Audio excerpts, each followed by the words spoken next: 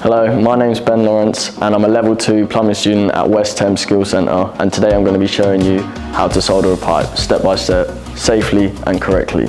At West Thames College we take health and safety very seriously, so we're always wearing our correct PPE. Like me today, I've got my goggles, my gloves, my overalls and my boots, steel toe capped.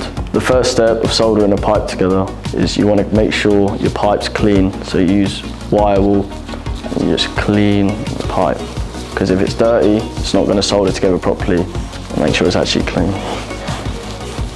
Step 2, in soldering your pipe together, you want to make sure you use some flux, because this is what's going to make the capillary action of your soldering happen. But you don't want too much, you only want just enough to cover the pipe. So any excess you just take off and put it back.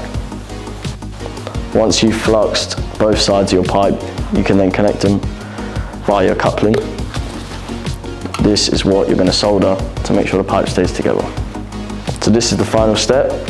Take your blowtorch and your solder and go to the pipe. And you want to heat up one side of the pipe, because then the other side you solder. Because if you heat up one side and you solder the same side, the solder's just not going to wrap around the pipe, it's not going to work. So you want to heat up the one side and then solder the other. Oh, that was beautiful. Yeah, that's done. You then want to take your pipe and grab a wet cloth.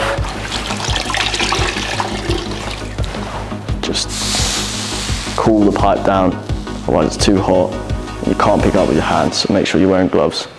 Copper is a conductor of heat, so every part of it will be hot, so don't try and just touch it because it's always going to be hot.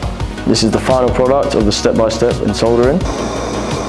Here is an example of a copper pipe that's been soldered together, just like mine. This is ready to be used in a hot water cylinder, commercial, domestic,